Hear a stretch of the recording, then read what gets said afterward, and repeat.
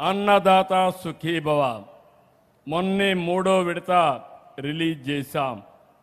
ఉగాది నిరుద్యోగ calendar, job calendar release చేశాం. ఇంకో పక్క ఇక్కడనే మీరు చూస్తే అటానమస్ మ్యారిటైమ్ షిప్ యార్డ్కి నెల్లూరు జిల్లాలో శంకుస్థాపన చేశాం. దీనివల్ల రక్షణ రంగంలో ఇది కీలకమవుతుంది.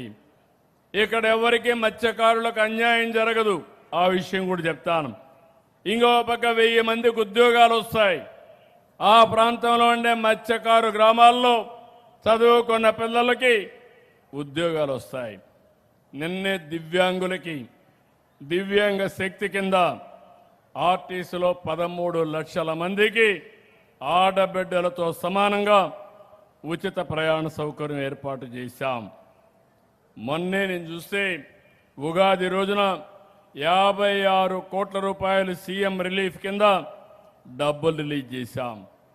పోలవరం ప్రాజెక్టు పూర్తవుతుంది, దాన్ని కూడా నాశనం చేశారు. కానీ ఈరోజు నేను ఒక పట్టుదలతో పనిచేస్తున్నాం. గోదావరి పుష్కరాలు రాబోయే సంవత్సరం జూన్లో ఉంటాయి. గోదావరి పుష్కరాల కంటే ముందు పోలవరాన్ని పూర్తి చేసి జాతికి అంకితం చేసే బాధ్యత ఈ ప్రభుత్వానిది. దీనివల్ల నీటి ఎద్దడి తగ్గుతుంది. ఈరోజు ఎక్కడి నుంచి వస్తాయి మీరు చూస్తే, ఈరోజు ఇక్కడ నీళ్లు వచ్చాయి, శ్రీశైలం నుంచి నీళ్లు వస్తాయి. ఆ నీళ్లు వచ్చాయి కాబట్టి ఇక్కడి నుంచి చెన్నైకి కూడా పోతాయి. భవిష్యత్తులో అలాంటి వెసులుబాటు చేస్తాం. ఇంకో పక్క మీరు ఒకసారి చూస్తే నిన్ననే ఆర్సలార్ మిత్రలని ఒక స్టీల్ సిటీని ఏర్పాటు చేస్తున్నాం అనకాపల్లిలో. లక్షల మందికి ఉద్యోగాలు వస్తాయి. ఇది కాకుండా చేసిన పనులన్నీ కూడా చాలామంది ఇబ్బంది పడతా ఉంటే చిన్న చిన్న కాంట్రాక్ట్ 2000 కోట్లు మొన్నే రిలీజ్ చేశాం.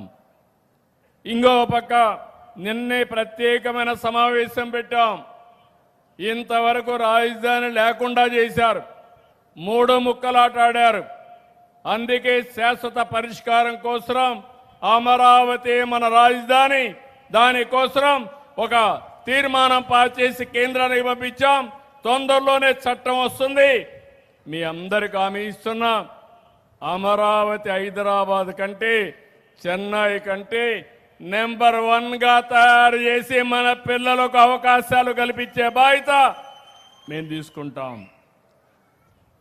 ఇంకొక పక్క ఇక్కడ మత్స్యకారులు, నేను అందరికీ మీకు ఒక మాట చెప్పాలి. మనకు సుదీర్ఘమైన తీర ప్రాంతం ఉంది, అది మన బలం. ఇక్కడ మత్స్య సంపద మన మత్స్యకారులకు ఉపయోగపడాలి. ఇంకో పక్కన మీరు చూస్తే నేను దగ్గర మత్స్యకారుల సంక్షేమం కోసం వేట నిషేధ సమయంలో ఇచ్చే ఆర్థిక సాయాన్ని 10,000 నుంచి 20,000 రూపాయలకు పెంచాను. 1,29,000 కుటుంబాలకు దీన్ని వర్తింపజేశాం. 2,59,00,000 కోట్ల రూపాయలు రిలీజ్ చేశాం. అదే మరి ఒక కొత్త జీవో తెచ్చారు.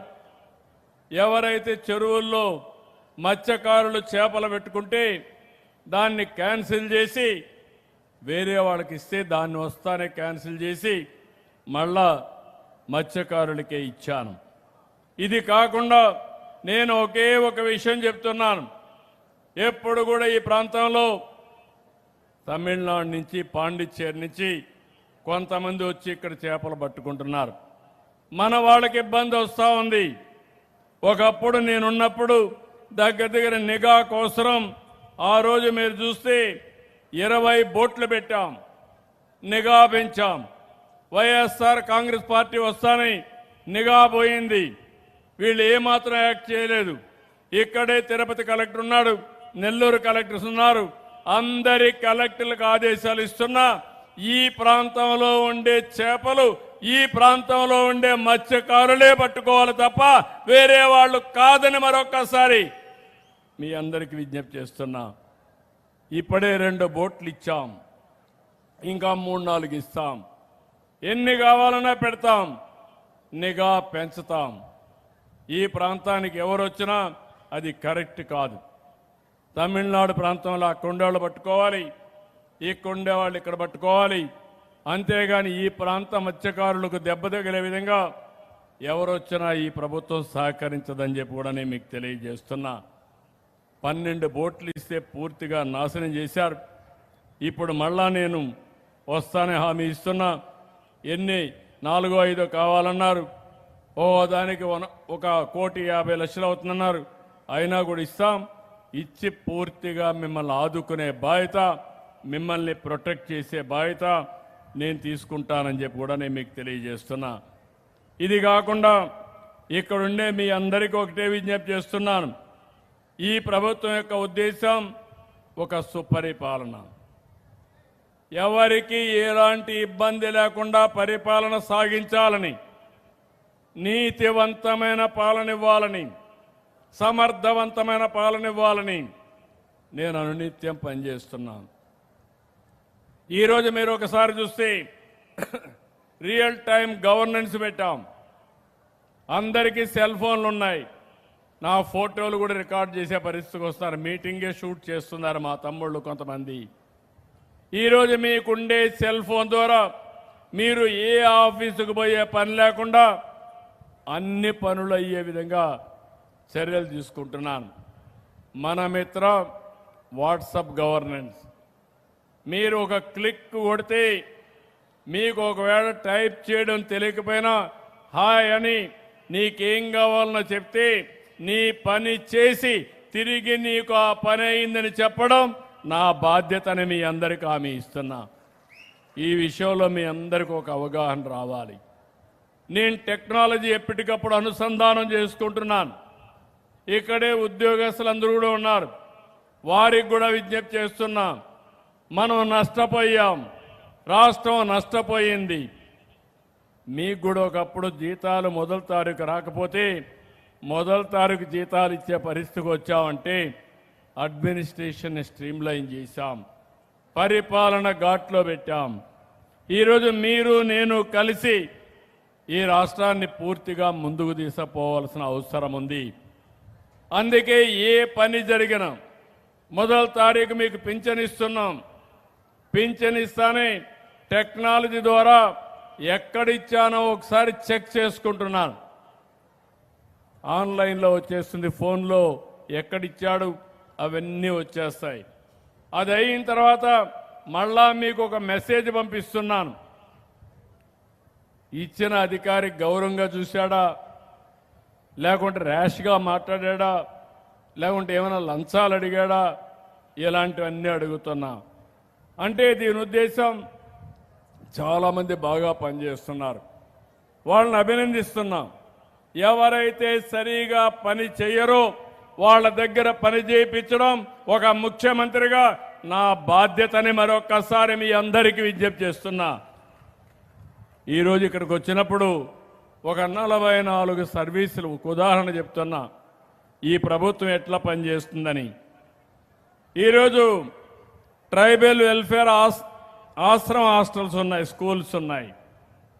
దాంట్లో రాష్ట్రం కంటే జిల్లా కంటే మీ నియోజకవర్గం బాగుంది. దానికి అభినందనలు, ఇక్కడే ఆఫీసర్లకి అభినందనలు. మొన్నే వరి ధాన్యాన్ని కొన్నారు, అది కూడా సమర్థవంతంగా ఈ నియోజకవర్గం నిర్వహించారు, దానికి కూడా అభినందనలు. డ్రైవింగ్ లైసెన్సులు ఉన్నాయి, ఇది కూడా బాగా ఇచ్చారు, దానికి కూడా అభినందనలు. ఇరిగేషన్ అంటే నీటి ఎద్దడి లేకుండా చేయడానికి అన్ని చెరువుల్లో రిజర్వాయర్లో నీళ్లు పెట్టి సకాలానికి నీళ్లు అందించారు. దానిలో చూస్తే మాత్రం జిల్లా కంటే ఇక్కడ తక్కువగా ఉన్నారు. ఇంకో పక్కన సోషల్ వెల్ఫేర్ హాస్టల్స్ ఉన్నాయి, జిల్లాలో బెటర్గా ఉంది, ఇక్కడ సరిగా లేదు. ఇక్కడుండే ఆఫీసర్ నోట్ చేసుకోవాలి, మీరు నోట్ చేసుకొని కరెక్ట్ చేసుకోవాలి. ఒకవేళ ఇన్ఫ్రాస్ట్రక్చర్ బాగా లేకపోతే కరెక్ట్ చేసుకోండి. దానికి అవసరమైతే పై అధికారులు దృష్టి తీసుకురండి, కలెక్టర్ దృష్టికి కూడా తీసుకురండి. యూరియా అంతా కూడా జిల్లాలో పెద్ద ఇబ్బంది లేదు, ఇక్కడ కొద్దిగా ఇబ్బంది ఉంది. Tribal welfare hostels and residential school చూస్తే బెటర్గా ఉన్నాయి. ఆర్ఓఆర్ ఇష్యూ చేయడంలో కొద్దిగా మైనస్ ఉంది, గుర్తుపెట్టుకోవాలి, దాన్ని ఇంప్రూవ్ చేసుకోవాలి. శాండ్ విషయంలో జిల్లా కంటే ఇక్కడ మెరుగ్గా ఉంది. ఎందుకంటే స్వర్ణముఖి ఇక్కడే పోతుంది, ఇసుక ఉంది, ఇసుక తీసుకోవడం ఈజీ అయింది. దీనివల్ల మెరుగైన ఫీడ్బ్యాక్ వచ్చింది. ఇంకో పక్కన మీరు చూస్తే అన్నిటికంటే రిజిస్ట్రేషన్ డిపార్ట్మెంట్ నాకు తెలియదు, కానీ ప్రజలు మీకు అనుకూలంగా ఓటు వేయలేదు కాబట్టి ఇక్కడ చాలా లోపాలు ఉన్నాయి రిజిస్ట్రేషన్లో. కలెక్టర్కి కూడా చెప్తున్నా, మొన్నే ఆదేశాలు ఇచ్చా, డెఫినెట్గా దీన్ని కరెక్ట్ చేసుకోవాల్సిన అవసరం ఉంది. ఇక్కడ రిజిస్ట్రేషన్ డిపార్ట్మెంట్కి ఓటే కోరుతున్నా, ఒక్క రూపాయి అవినీతి ఉండడానికి వీలు లేదు, ఒక్క నిమిషం ఆలస్యం కావడానికి వీలు లేదు. ఈరోజు అన్ని ఆన్లైన్లో ఉన్నాయి. మీ బాధ్యత వచ్చిన వాళ్ళకి వచ్చినట్టు టోకన్లు ఇచ్చి ఇమ్మీడియట్గా రిజిస్ట్రేషన్ చేసి రిజిస్ట్రేషన్ డీడ్ కూడా వాళ్ళ చేతుల్లో పెట్టి పంపించే బాధ్యత మీదని మరొకసారి మీకు విజ్ఞప్తి చేస్తున్నాం. ఇలాంటివి ఎందుకంటే మన ప్రవర్తన మారాలి. నేను చెప్తున్నాను, మీరు చేయాలి, సహకరించాలి. నేను మీకు అండగా ఉంటా. ఈ నెలలో మళ్ళీ చెప్తున్నా, ఒకప్పుడు ఆకస్మిక తనిఖీలకు వచ్చాను, మళ్ళీ వస్తా. ఏప్రిల్ నుంచి ఆకస్మిక తనిఖీలకు శ్రీకారం చుట్టి ఏ అధికారి బాగా చేస్తే ఆయన్ని అభినందిస్తా, ఏ అధికారి బాగా చేయకపోతే ప్రజల్లోనే మిమ్మల్ని గురించి అడుగుతాను. ఆ పరిస్థితి తెచ్చుకోవద్దని వాళ్ళందరినీ కోరుతున్నా.